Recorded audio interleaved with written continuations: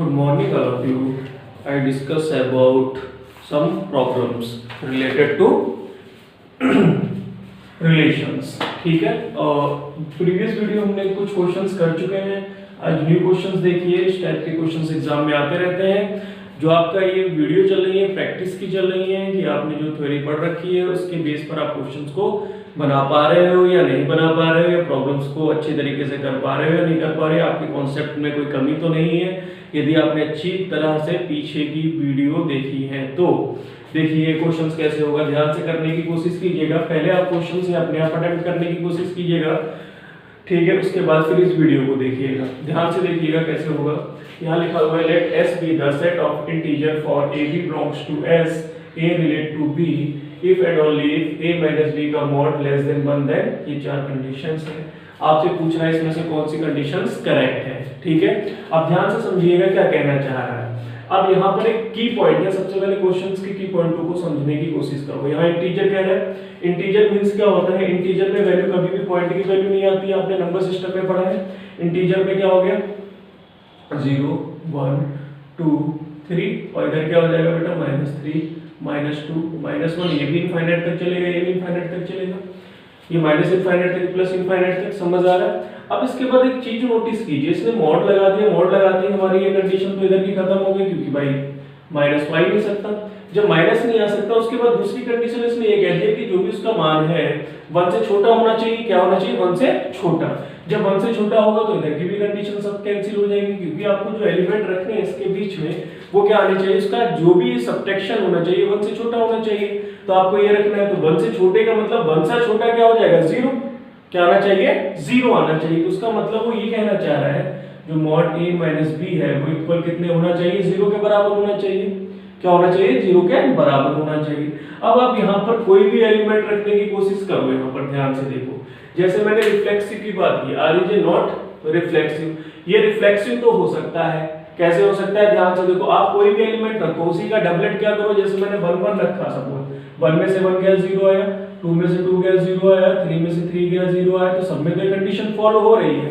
यदि suppose for मैंने कुछ एलिमेंट ले लिया 4 1 ले लिया तो कितना आएगा 3 आएगा. क्या आएगा 3. 3 तो बड़ा हो गया 0 से, 0 के बराबर कहाँ होगा. तो ये कंडीशन तो ले ही नहीं सकते. इस टाइप से वो ये कहना चाह रहा है. तो सबसे पहले r is not reflexive. r तो रिफ्लेक्सिव हो सकता था, इसलिए मेरा ये ऑप्शन भी क्या हो गया इनकरेक्ट हो गया. सेकंड वाला r is not symmetric. Symmetric के मींस क्या हो गया, इसमें डबलेट तो सब आ जाएंगे. क्या आ जाएंगे डबलेट तो सब आ जाएंगे. तो डबलेट सभी मैंने क्या कहा, जैसे मैं कहूं 1 1 2 2 3 3 ये दे रखा है किसी सेट में, ठीक है. अब मैं कहूँ ये अपने आप में सिमेट्रिक तो होते हैं क्योंकि एक दूसरे की इमेज ये अपने आप ही रखते हैं. तो रिलेशन सिमेट्रिक भी होगा. जब ये रिलेशन सिमेट्रिक भी होगा, इसने नॉट लगाया तो ये भी कैंसिल हो गया. अब थर्ड वाला देखो, ये इक्विवेलेंट, ये कह रहा है इज नॉट इक्विवेलेंट रिलेशन. ये भी सही इक्विवेलेंट रिलेशन नहीं होगा. लेकिन इसमें सबसे अच्छी कंडीशंस कौन सी कह रहा है, इक्विवेलेंस. ये इक्विवेलेंस रिलेशन होगा क्योंकि ये और ट्रांजिटिव की कंडीशन को फॉलो करेगा. तो ये भी नहीं. अब रह गया ये ऑप्शन. इस पे देखिए, अब आपने पढ़ा था आइडेंटिटी रिलेशन पढ़ा था. आइडेंटिटी रिलेशन क्या होता है कि जो हमारे पास नेचुरल नंबरों का सेट है वो कह रहा था L is the set of integer for ये भी इंटीजरों का सेट है. अब इंटीजर में क्या होगा, कोई भी नंबर्स रखते चले जाना, सबके डबलेट आपको उसके अंदर प्रेजेंट मिलेंगे. क्या मिलेंगे सबके अंदर, उसके अंदर डबलेट प्रेजेंट. आइडेंटिटी में हमने यही तो पढ़ा था, जितने भी हमारे पास सेट में रिलेशंस में या सेट के अंदर जितने भी एलिमेंट होते हैं सभी का हमारे पास क्या होना चाहिए डबलेट होना चाहिए. तो एक आइडेंटिटी रिलेशन है क्योंकि आप देखो 1 1 रख रहे हो 0, 2 2 रख रहे हो 0, 3 3 रख रहे हो 0. तो मैक्सिमम में कंडीशन क्या आ रही है डबलेट वाली आ रही है. जब डबलेट वाली आ रही है तो ये किसकी कंडीशन लिखी हुई है, आइडेंटिटी रिलेशन की तो कंडीशन है. उसका मतलब ये कैसे एलिमेंटों को रख रहा है बार बार डबलेट टाइप के. तो हमारा रिलेशन कौन सा करेक्ट हो जाएगा सी वाला. ये काफी अच्छा क्वेश्चन है, कॉम्पिटिटिव एग्जाम में काफी बार आया हुआ है, इसलिए ध्यान से समझिएगा इसे. एक बार और देखो कैसे होगा ये.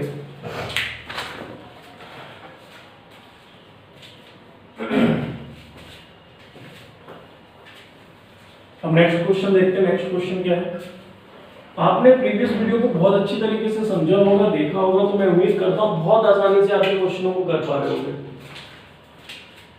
क्वेश्चन नंबर 2, हमें कोई रिलेशन दे रखा है 1 1 2 2 3 3 1 2 2 3 और 1 3 on the set A.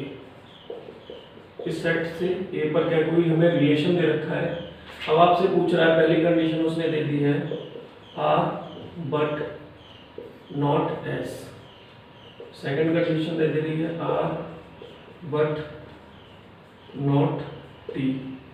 C condition है एट एंड टी और डी कंडीशन है एस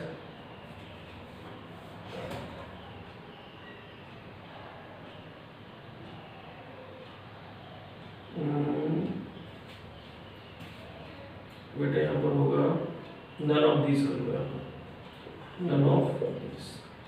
अब आपसे ये दे रखा है, अब इसको तो आप बहुत आसानी से कर सकते हो, उम्मीद करता हूँ कैसे करोगे। देखो ध्यान से, हमें कोई रिलेशन दे रखा है। अब सबसे पहले चार condition, reflexive, symmetrical, reflexive transitive, symmetrical transitive, none of this, इनमें से कोई नहीं है।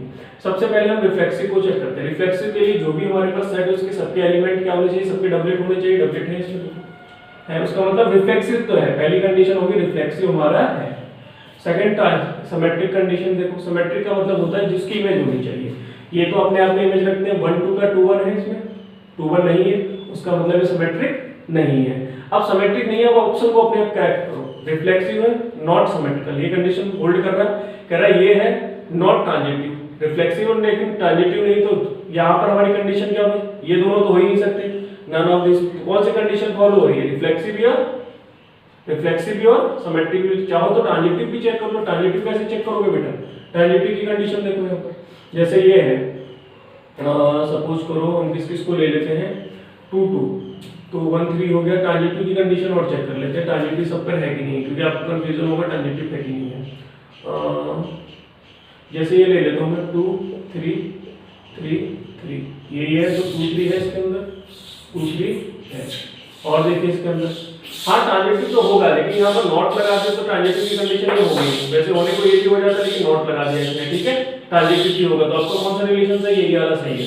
यदि यहाँ पर कहता है रिफ्लेक्सिव एंड ट्रांजिटिव, तो ये भी ऑप्शन सही हो जाता है, ठीक है, करिए नोट। फिर नेक्स्ट क्वेश्चन देखिए।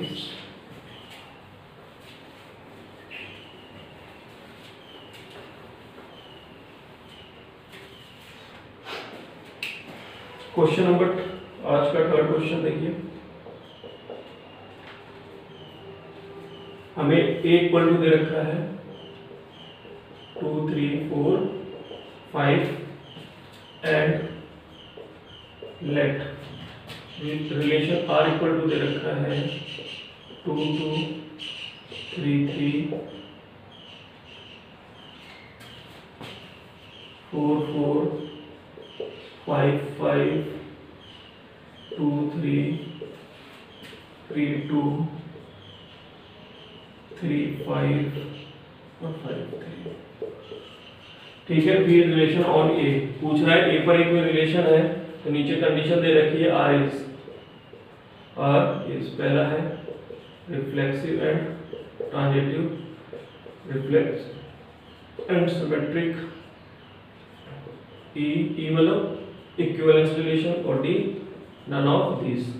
फिर चेक करिए इसमें से कौन सा ऑप्शन इज करेक्ट है। रिफ्लेक्सिव की कंडीशन तो सब पे डबलेट होने चाहिए, 1 2 3 4 सब पे डबलेट है, रिफ्लेक्सिव तो होगा ही होगा हर कंडीशन में। रिफ्लेक्सिव और सिमेट्रिकल चेक कर लेते हैं, सिमेट्रिकल और ट्रांजिटिव से हमें पता चल जाएगा। सिमेट्रिक की कंडीशन क्या होती है, 2 3 है, 3 2 है, 3 5 है, 5 3 है, ठीक है। तो इसका मतलब क्या हो जाएगा,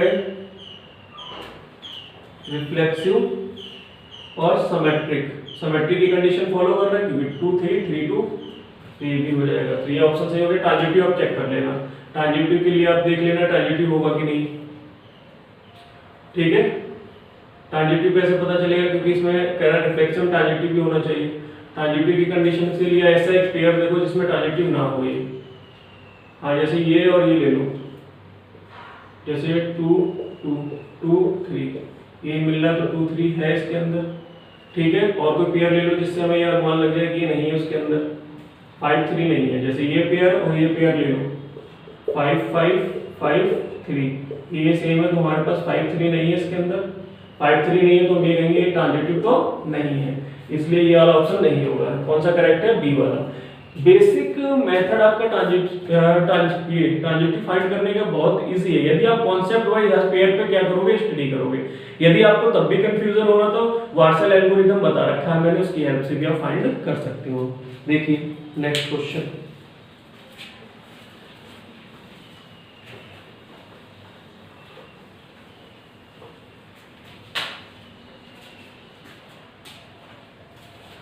नेक्स्ट क्वेश्चन काफी अच्छा क्वेश्चन है, ध्यान से समझिएगा। The minimum number of element, the minimum number of element that must be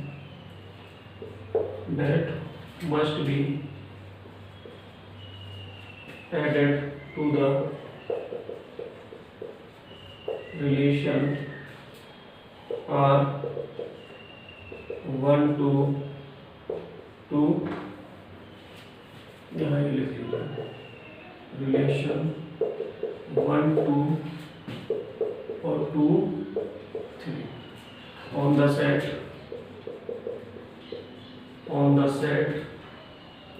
A equal to 1 to 3 so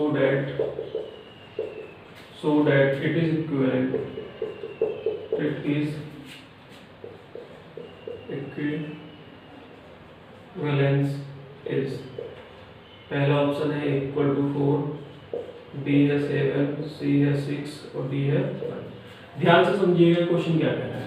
कह रहा है the minimum number of element that must be add to the relation. इस relation के अंदर मैं कितने element या पेयरों को ऐड करूं कि जो ये मेरा रिलेशन है वो क्या बन जाए, इक्विवेलेंस रिलेशन बन जाए। अब ध्यान से देखो यहाँ पर, अब ध्यान से इक्विवेलेंस रिलेशन बनाने के लिए आपको सबसे पहले कंडीशन इसके क्या होने चाहिए, डबलेट होने चाहिए। डबलेट मतलब 1 1 2 2 3 3, तीन एलिमेंट तो यही ऐड हो जाएंगे इसके अंदर। जब आपको किसी रिलेशन को इक्विवेलेंट रिलेशन बनाना है तो आप इक्विवेलेंस रिलेशन कौन सी कंडीशन में बनाते हैं, जितने उसके कार्टेशियन प्रोडक्ट हो उतने ही आप उसमें एलिमेंटों को भर दो, तो ऑटोमेटिक कोई रिलेशन क्या हो जाएगा, इक्विवेलेंस रिलेशन हो जाएगा। जैसे मुझे पता है सेट ए बराबर मेरा है 1 2 3 है। अब ए से ए पर कार्टेशियन प्रोडक्ट कितने बनेंगे आपको पता है, 9 बनेंगे। कितने बनेंगे, 9। कैसे पता, 3 × 3 करोगे 9 ही तो आएगा। ठीक, अब 9 बनेंगे तो टोटल कितने, 2 पेयर इसमें दे रखे, कितने पेयर रहेंगे, 7 पेयर और रहेंगे, तो आप 7 पेयर पे टिक कर सकते हो। ठीक है, तो आपको पता चल जाएगा जो मेरा रिलेशन है वो कब इक्विवेलेंस रिलेशन बनेगा, जब इसमें मैं 7 पेयर को और मिला दूंगा। ठीक है, करिए नोट, ये भी बहुत अच्छा क्वेश्चन था।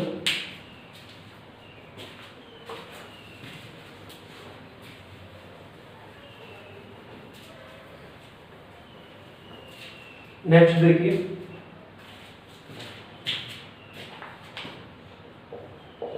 कोई रिलेशन दे रखा है 2 3 3 4 on the set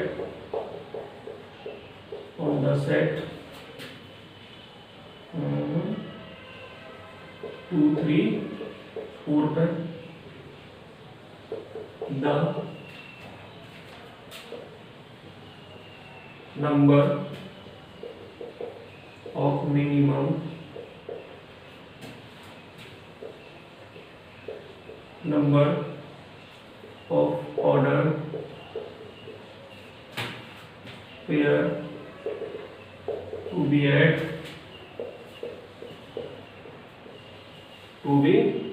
to R so that R is reflexive and symmetric। पहला ऑप्शन है 4, दूसरा पहला है 4, दूसरा है 5, तीसरा है 7 और डी है 6। पिछले रिलेशंस में हमसे ये पूछ रहा था कि वो रिलेशन इक्विवेलेंस रिलेशन कब होगा। इसमें कह रहा है कि हमें ये पेयर जो दे रखा है हमें क्या बनाना है, रिफ्लेक्सिव बनाना है और सिमेट्रिक बनाना है। रिफ्लेक्सिव और सिमेट्रिकल, हमें ट्रांजिटिव प्रूफ नहीं करना, मतलब इक्विवेलेंस नहीं प्रूफ करना है। अब मैं कितने एलिमेंट इसके पेयर के अंदर जो रिलेशन दे रखा है इसके अंदर मैं कितने एलिमेंट ऐड करूं कि मेरा जो रिलेशन दे रखा है ये मेरा क्या बन जाए, रिफ्लेक्सिव और सिमेट्रिक बन जाए। अब ध्यान से देखना, रिफ्लेक्सिव और सिमेट्रिकल की कंडीशन क्या होती है। हमें पता है कि इसके डबलेट होने चाहिए, जितने भी एलिमेंट हैं जैसे सेट ए में कितने 2 3 4, तो उसके डबलेट हो तो रिफ्लेक्सिव कहलाएगा। तो मैं इसके अंदर क्या क्या ऐड कर सकता हूँ, 2 2 ऐड करूंगा, 3 3 ऐड करूंगा और 4 4 ऐड करूंगा। ये तो करूंगा, 3 एलिमेंट तो होंगे ही होंगे। अब इसके बाद मुझे सिमेट्रिक दिखाना, तो इनके डबलेट और मिल जाए इसके अंदर। डबलेट ऐड करने के लिए मैं इसका डबलेट 3 और 2 ऐड करूंगा और इसका क्या करूंगा 4 और 3। तो मैं ये सब एलिमेंटों को मिक्स करके लिखूंगा, तो ये रिफ्लेक्सिव भी होगा तो सिमेट्रिक भी होगा। तो कितने एलिमेंट ऐड किए मैंने, 1 2 3 4 और 5। तो इसका आंसर क्या हो जाएगा 5। ठीक, करिए नोट फटाफट।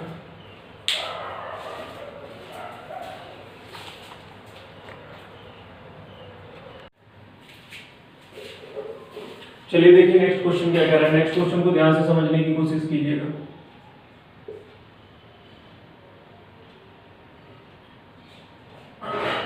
अब देखो ये क्या कह रहा है, हमें कोई रिलेशन दे रखा है या ये इस कंडीशन में दे रखा है सेट बिल्डर, रोस्टर फॉर्म में चेंज करना है, तो उसके अकॉर्डिंग हम किस में बनाएंगे, रोस्टर फॉर्म में एलिमेंटों को ले लेंगे। ये कह रहा है कि हमारे पास 2x + y = कितना 41 है, तो y = कितना आएगा 41 - 2x।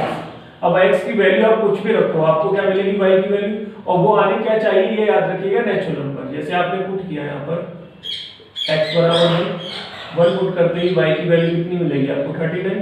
तो पेयर क्या बनेगा बेटा 1 39। तो मैंने ये लिख दिया। जब 2 पुट करोगे 3 पुट करोगे ऐसे करके, जब 20 और 1 करोगे, सपोज करो यहाँ पर 20 और 1 करता हूँ मैं, तो यहाँ पर 20 करूंगा तो कितना हो जाएगा y = 41 - 2x है, x या 20 करो तो 4 - 40 कितना हो जाएगा 1 आया। तो पेयर ये आया। अब इसके आगे 21 करोगे तो अपने आप में ज्यादा हो जाएगा, ज्यादा हो जाएगा तो आगे के एलिमेंट ले नहीं सकते इस रिलेशन में, तो ये रिलेशन बस यहीं तक आएगा।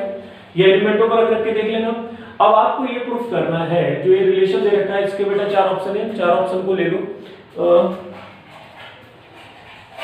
रिफ्लेक्सिव मेथड, इक्विवेलेंस रिलेशन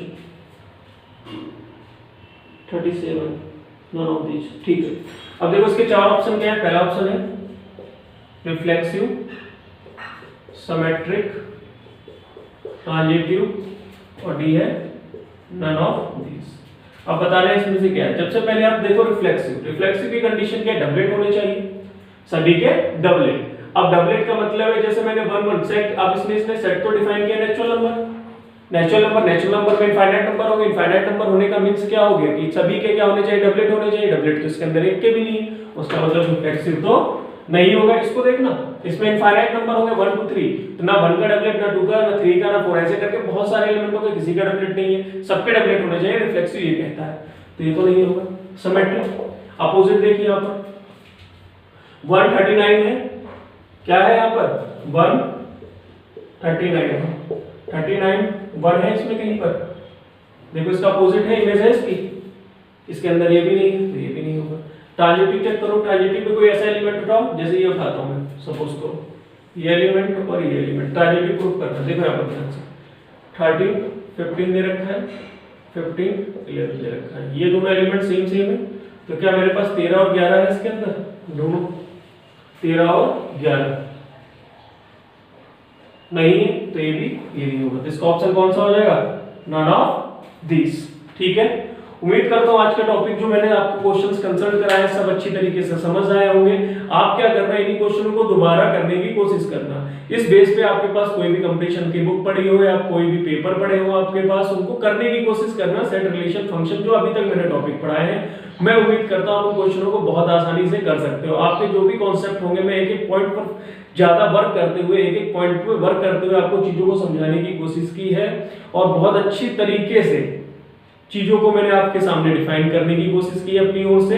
इसलिए उम्मीद करता हूं आपको ये सब टॉपिक अच्छी तरीके से समझ आ रहे होंगे। ठीक है, आज के लिए बस इतना ही, मिलते हैं नेक्स्ट वीडियो में। Thank you for all watching this video.